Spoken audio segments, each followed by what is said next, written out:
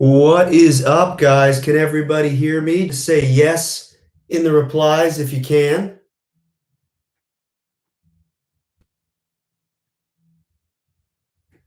If you guys can hear me, throw a little yes in the replies. Just want to make sure everyone can hear me and I'm not talking to myself. Hell yeah, guys. I am Spencer, your fearless psychotic leader, and I am so stoked to be coming at you live from the release day of Welcome to Horrorwood. Thank you guys so much for supporting what we do. I'm here to answer any question you guys might have about the new record. I'm so stoked that everybody seems to be loving it. If you do have a question for me, I'm going to be fielding them through my phone, through our tip line. And the number is right there in the description and also in the comments. So if you have a question for me, I'm going to be taking it from there. So throw your questions there. Our first one comes from Cheryl. Which song is the next music video? And I could tell you, but then I'd have to kill you. So I'm not going to tell you. Next question from Anna Marie Mullins. Is the band ever going to revisit Last Chance to Make Amends? Anna is referring to our 2006 debut album, Last Chance to Make Amends, which really featured more of our prominent, like pop punk kind of emo side, very drive-through records. And it really was what got us started. We've talked about maybe re-releasing the album or even re-recording it, but no firm plans. But maybe someday, maybe a 20th year reunion, because it's coming up on that actually pretty soon. John Cromwell says, how are you and what is your favorite song on the new album? For me, it's so difficult to pick a favorite song, but I think right now probably I'd go with Shower Scene, which of course is based on Psycho, which is Hitchcock's, in my opinion, one of his best and really the godfather of all the slasher films. So I'm going to go with that. Tanya Robertson is asking, wait, she doesn't have a question. She just said she loves the album. Skyla asked, when will the other tapes be released? Well, as of now, all of the music is released for the Silver Screen 2, Welcome to Horrorwood. So make sure you check that out right now at welcometohorrorwood.net. You can pick up a physical copy of the album. If you happen to be in Massachusetts this weekend, we will be doing a pop-up shop at 103 Washington Street. So if you happen to live in the Massachusetts area, come on by tomorrow at 2 p.m. And we will be signing CDs, selling some exclusive merchandise, and we'd love to meet you. So if you happen to be in Massachusetts, come on down. Going through some more questions. Again, guys, if you're just joining us, throw a text to our tip line, which you can find all the information in the description, as well as the comments, and I will be answering it live on the air to celebrate the release of the Silver Scream 2, Welcome to Horrorwood. I hope you guys are enjoying the album. Having a little tea. I just came back from Halloween Kills, and it was absolutely epic. I don't know if any of you guys saw that today, but it was not a coincidence that we released our album the same day. We thought it would be a nice compliment to the brutality that is Michael Myers. Let's see, taking some more questions here. Caden is asking, what was our first song and what made you want to start a band? Well, I started the band as really a cover band back when I was like, maybe 11 or 12, and we covered all the bands that were like Nirvana and Silverchair, and then I started getting into punk bands like Goldfinger and Blink and Less Than Jake and Real Big Fish. And the turning point for me in terms of us writing our own music was I attended a Goldfinger concert. Those of you who don't know Goldfinger, great punk band, saw their concert, and it made me want to start a band. And I even have the date of that concert tattooed behind my ear, so I'll never forget it. Moving right along to more questions. Will we do any shows in Michigan soon? I believe we do have a scheduled show in Michigan. If you check out ice9kills.com, you can find out all of our tour dates. And yeah, we love playing in Michigan. Moving on to more questions. Will the music videos continue to come out on the 9th of every month, or is this the last one? Well, if you watched the last video concluding with the brilliant Bill Moseley, Captain Harris, who's hot on my tail trying to pin this murder on me. I don't know what he's talking about. I have no idea how he thinks I could have perpetrated such a crime. But you will notice that the last screen says to be continued, so you can bet your ass this story's only getting started. Let's see. Would you ever consider letting the fans vote on what song from the album gets a music video? I think that would be an amazing idea, and that comes from Katie. We did that once before, not in terms of a music video, but we did ask the loyal psychos which movie they wanted us to cover. Was it going to be Psycho or was it going to be The Shining? And The Shining ended up winning back then. But I think that would be a great idea, and we might hold some polls on the app or on our social media asking you guys what is your favorite song. But if you guys know which one is your favorite, please put them in the comments here. I'd love to see which ones people are responding to. Let's see, coming up with another question. Ashley Prince, what horror movie killer was your favorite to portray?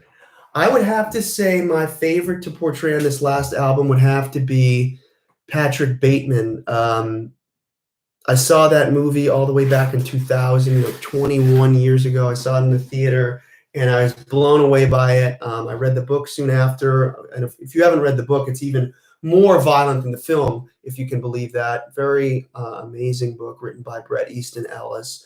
And I'm the kind of guy that always loves memorizing all the dialogue from films, and I've been practicing his monologues for years. So to get to portray that in our own video and have a reason to actually be doing it was the best. So I would say Patrick Bateman. What was the hardest song to write and why? That's an easy one to answer. The hardest one to get right ended up being Farewell to Flesh. I wrote the beginning of the song, like the initial piano part and the vocal melody of the verse and the bridge, but it took myself, Joe, Dan, and Matt Squire a very long time to figure out what the perfect chorus was. And I think that song went through like 5 or 6 different courses before one day it just clicked, and we turned in something that almost felt like somewhat of a grunge throwback, because I'm a huge fan of bands like Soundgarden, Alice in Chains, and Nirvana. And once we hit that stride the right way, I think it really put the sweetness into that song, no pun intended.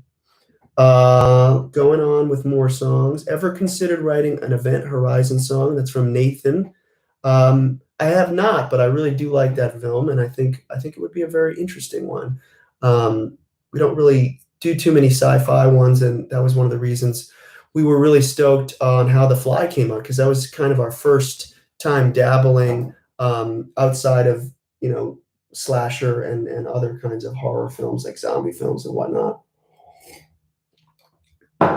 Moving right along to some more questions. Again, if you guys are just joining us, I am here on the release night celebrating the Silver Scream 2. Welcome to Horrorwood. If you do have a question for me, please send it in to our tip line. All the information is in the description and in the comments section. So throw me a question and I will do my best to answer. Let's see what we got here. Who's got a good question for me? In Assault and Batters, why did you choose to leave the "Give me the power, I beg of you" out of the chant? There's so many great, memorable, iconic phrases from all these movies, and you can really only include so many. And for me, I want to make sure that nothing seems too predictable. And doing the Ade Dewey Dembala was really fun, but I felt like obviously you knew the end of the part was going to be "Give me the power, I beg of you," and I wanted to to keep it unpredictable. And I thought the line that we landed on, a new kid on the chopping block, which I don't know if anyone has picked up on the reference, but it is a New Kids on the Block reference.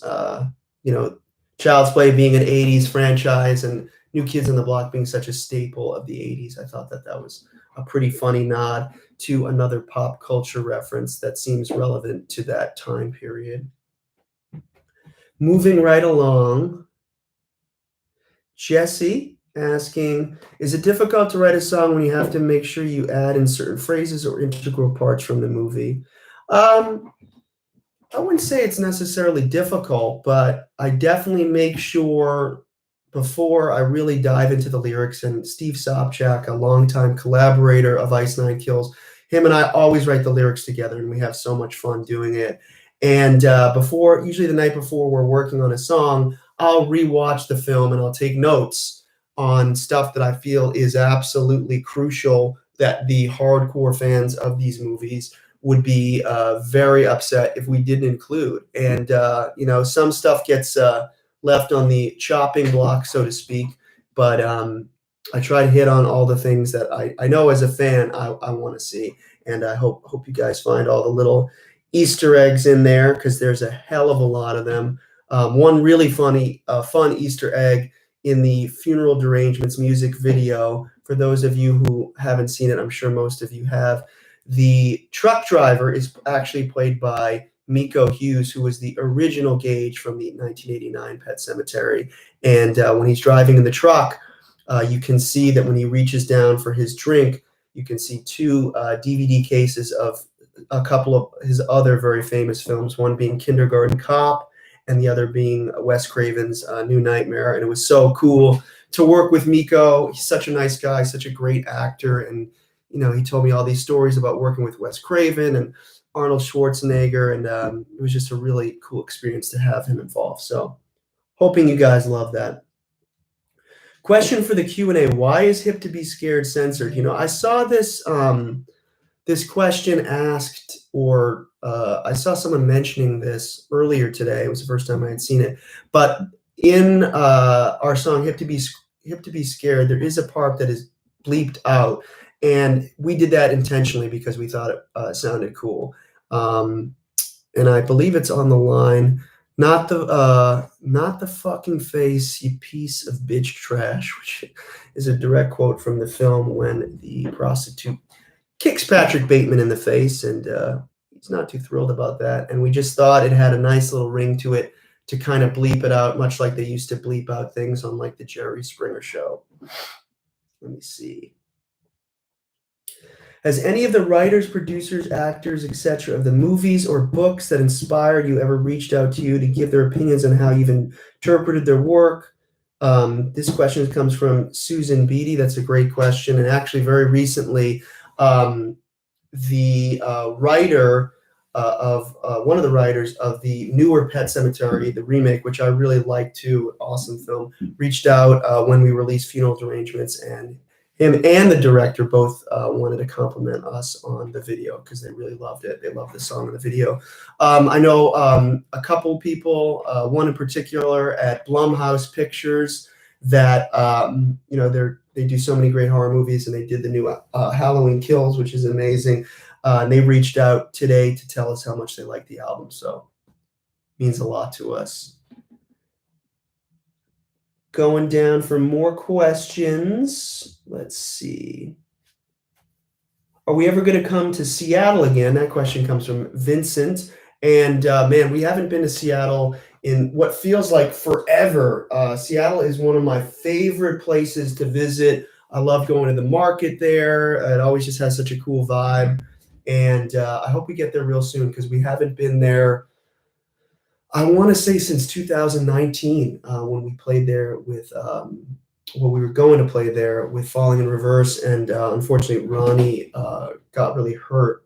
Something, I think he's like slipped a disc in his back, and they couldn't perform, unfortunately. But we had a great time at the Showbox Theater, and hopefully we will be back very soon, because I miss that. I miss that whole city.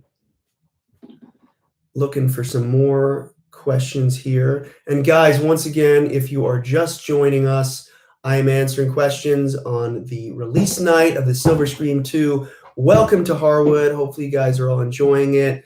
And if you do have a question for me, send it in to our tip line. I'm going to be answering right on my phone here, looking through for some great questions.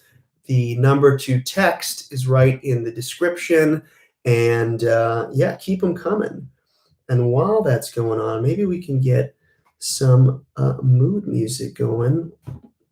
Might as well put on the Silver Scream 2. And guys, let me know in the comments. Let me know what your favorite song is. I always like hearing and looking at the comments to see what songs are really reacting with people. So keep those coming. And again, thank you to everyone who's been supporting us all these years. We could not do this without you. Jacob Felix asks, did adding the Candyman piano from come before writing the lyrics? When I was doing the initial session for Farewell to Flesh, I was dabbling around and figuring out the iconic score from Candyman, Helen's theme, as I believe it's referred to. And I kind of was tinkering around with it and kind of came up with my own little version, just a slight variation on it. And then the melody came very soon after that.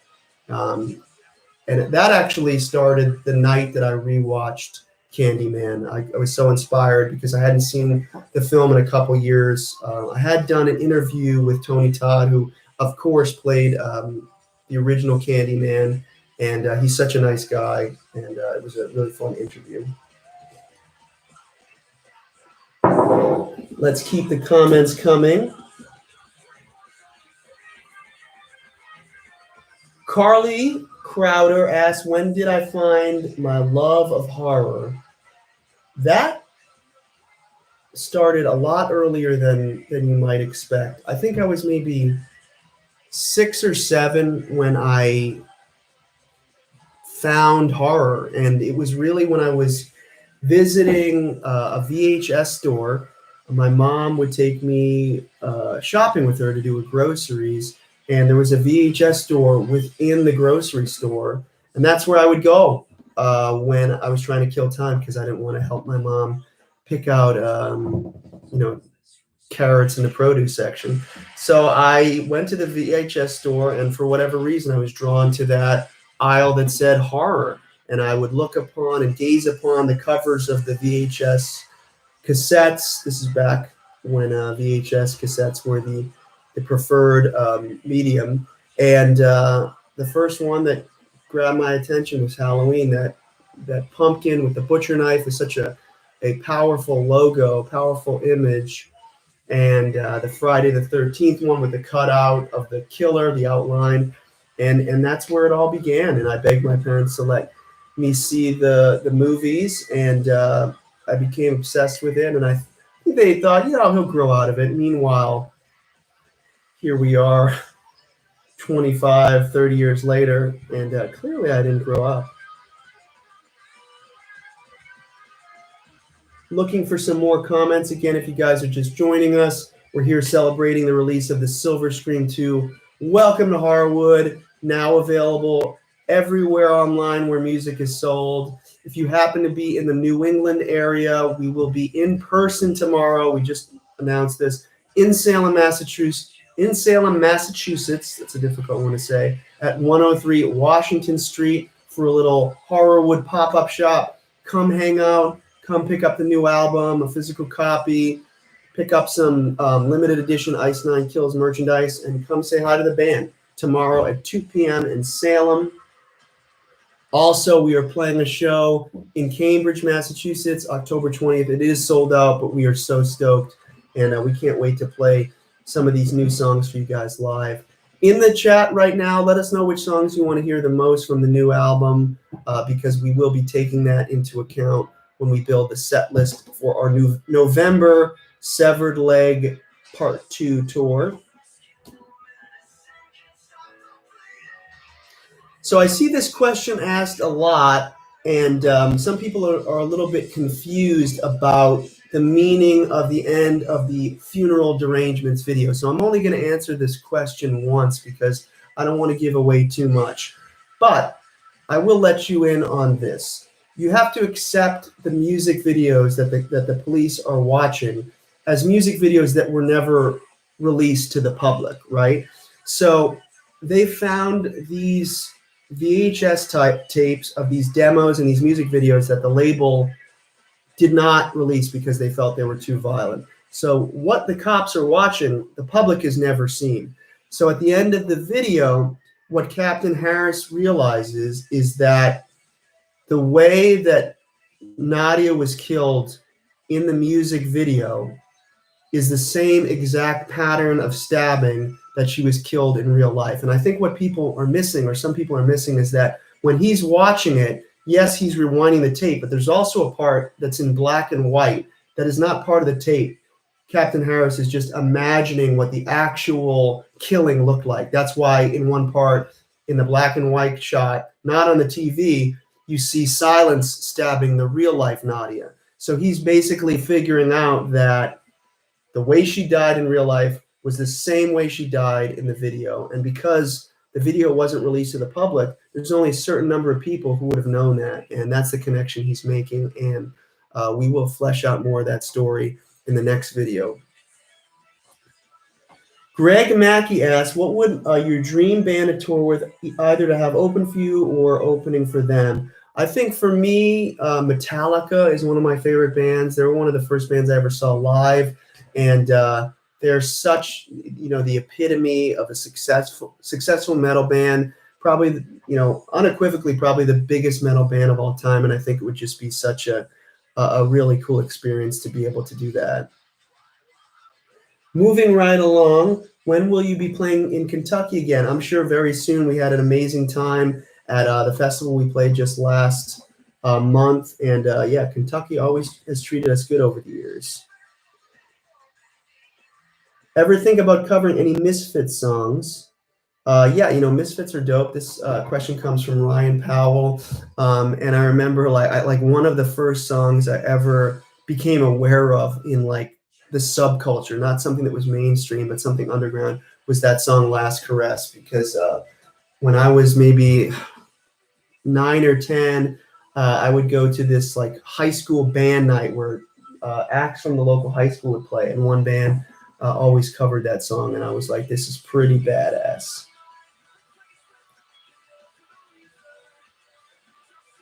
Looking for some more question, guys. I'm going to be hanging out for probably another 20 or so minutes, so if you have any questions you're dying to ask, please send them into the tip line. The number for that is in the description and in the comments. I will be looking at my phone, trying to pick out the best questions because there are so many, and I apologize that we won't be able to get to everyone's question. Jaron Chase, I'm not sure how you pronounce that. Jaron or Jaron, sorry if I'm butchering your name. I usually just butcher people. Asks, what was it like working with Corpse Grinder? So those of you who don't know, on our song Take Your Pick, which is a tribute to My Bloody Valentine, we tapped George Corpse Grinder Fisher from the legendary death metal band, the epitome of gore death metal, Cannibal Corpse, to perform on the song. And we never did it in person just because, the pandemic. And I think they live in Tampa, Florida, and we're in Los Angeles, or we were at the time of recording. But he's such a cool guy. I was so blown away that he wanted to do it and that he liked the song. And he absolutely crushed the performance. And for us, the really cool thing is, we love to tip our hats to our influences and pay respect to people that open the door for this kind of music. And obviously we're very different from Cannibal Corpse, but there are some parallels in terms of the gore and the sort of shock factor. And we just had a lot of fun with the features. We have Buddy Nielsen from Senses Fail, one of my favorite bands, singing on the fly, such an influential band on me. Brandon Saller from Atreyu, singing and co-wrote The Box with us. Ryan Kirby from Fit for a King. Both of those guys have just incredible set of pipes. They killed it. Jacoby Shaddix, obviously on the iconic Hip to Be Scared Paul Allen death scene. Dude has an amazing voice, amazing person. And yeah, we just had so much fun doing that. We love featuring people that we respect and that people that open the doors for us. So I'm glad that you guys are enjoying the features as much as I am. Looking for some more questions. Have you ever considered doing a Phantom of the Opera theme song? Brock asks. We've thought about doing covering some musicals like Les Mis or Phantom of the Opera, but the thing is, what we like to do is cover stuff that's not really necessarily already a song. Obviously, these movies have such unbelievable, iconic scores, but what they don't have is lyrics. These movies, they're films and they have music, but something like Phantom of the Opera already has these beautiful words in terms of a song, and we wouldn't want to step on those toes. So we kind of have stayed away from that. Dakota Steele asks if we'll ever write a song about Silence of the Lambs. I could tell you that we might have something up our sleeves for that in the future. I don't think it will happen anytime very soon, but I've always wanted to take a bite out of that story, so to speak. And Hannibal Lecter's just such an incredible character. Same with Starling, that I think it'll make a beautiful song. And I will tell you, we have already started that one, so you have that to look forward to. Do I like the film Lost Boys? Asks Kat Andrews. I definitely love that film. It's such a piece of nostalgia for me because I remember seeing it on cable when I was a little kid. Always loved Corey Feldman and Corey Haim in anything they do, and it's just a very cool film. And it's such a great reveal at the end. I don't want to give it away, but it sort of reminds me of that kind of slasher movie like Friday the 13th or Scream, where at the end you're never expecting who the villain is, and it is a really brilliant movie, and Kiefer Sutherland is such a badass fucking vampire in that. Jeff West asks, what feedback have you gotten from cast or crew from the horror films you guys have paid homage to so far? We have gotten a lot of great feedback from people.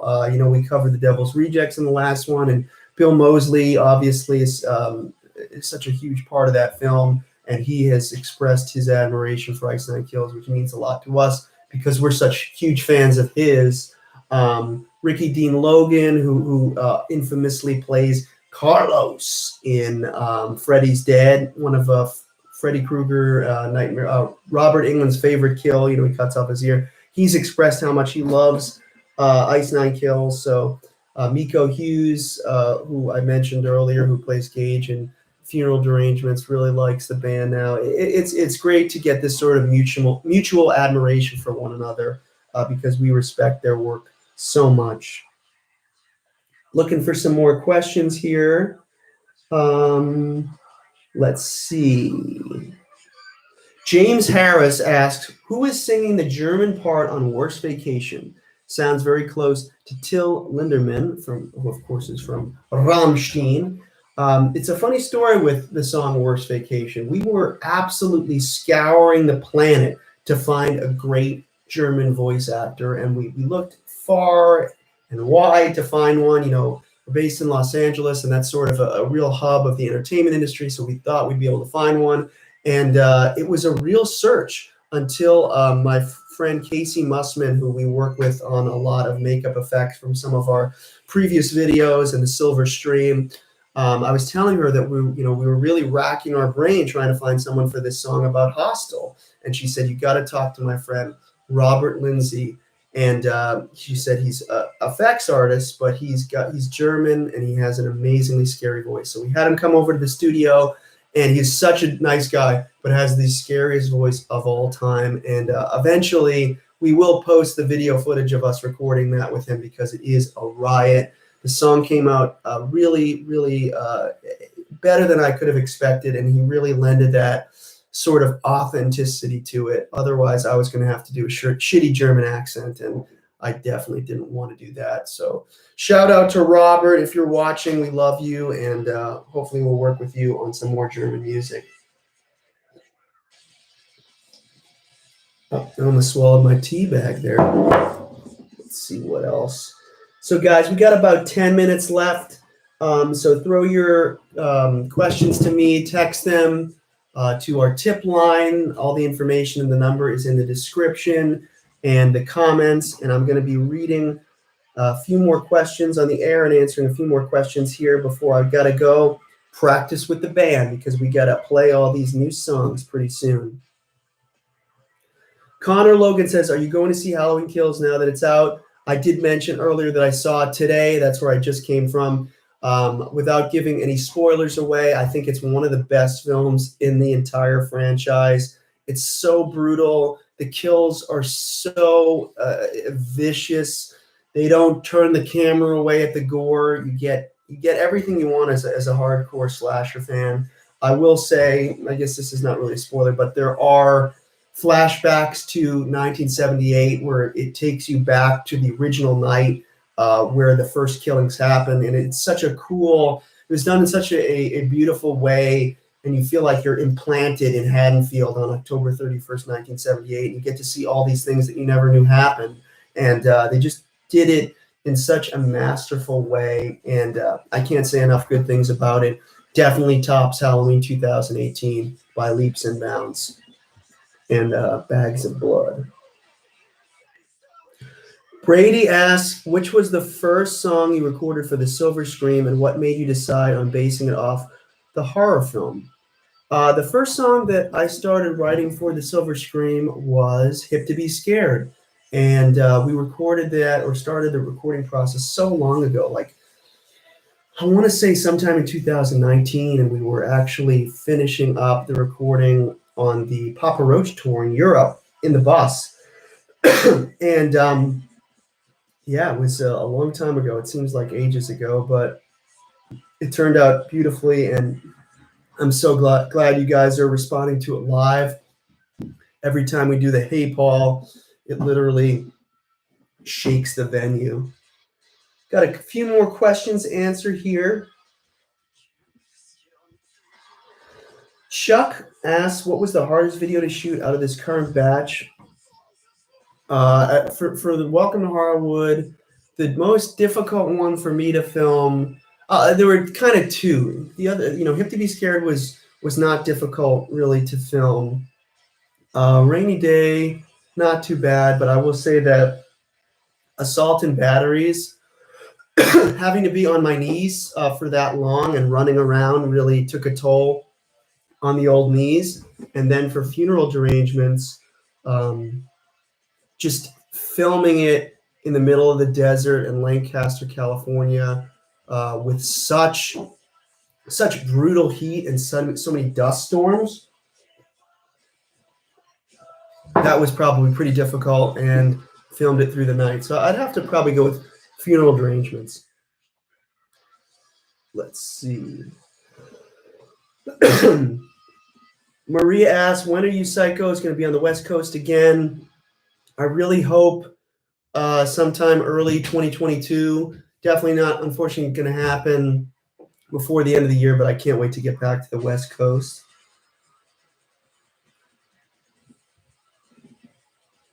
Trying to find a few more good questions for you guys.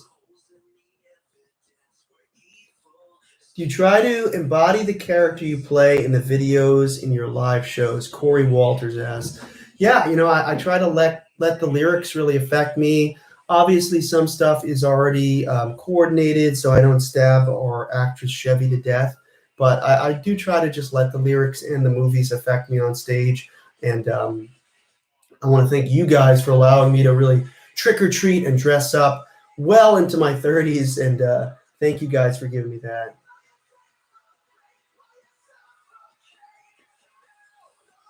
Aiden asks, how has the change to themed albums affected your career, and have you enjoyed it?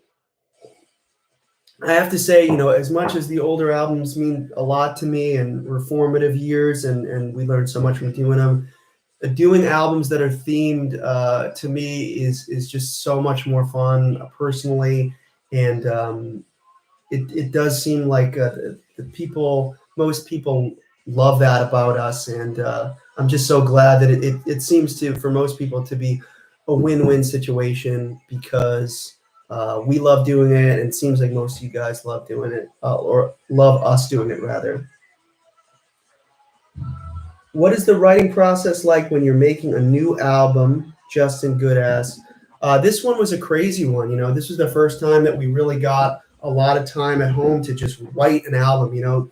Before the pandemic, the only one that had been really fleshed out was Hip to Be Scared. I had a few melody ideas kicking around. The Welcome to Horrorwood chorus melody I've had kicking around for a couple years. But then other than that, it was all written in the pandemic. And usually it starts with me and a guitar or a piano and singing a melody and kind of coming up with some lyrics, and then bringing it to the other guys. For this album, Joe and Dan were very involved in the writing process. I would take my ideas, bring it over to them, and they did an incredible job with it. On some of the stuff, True Folk did a lot of writing with us. He's an unbelievable producer, produced the whole album. So working with him is always amazing, just elevates the stuff that I do to a different level. A few of the tracks we worked with John Feldman from Goldfinger, who was a big inspiration for me. He knocked it out of the park. As I mentioned, Steve Sobchak, brilliant lyricist that I work with exclusively. Charlie Scene from Hollywood Undead co-wrote Ex Mortis with me. Great guy, great songwriter. Matt Squire helped out with Farewell to Flesh. Matt Good on Rainy Day. So many people that made this album incredible. Well, guys, thank you so much for joining me for this. Had an amazing time. Thank you guys so much, and I'll see you really soon. We love you.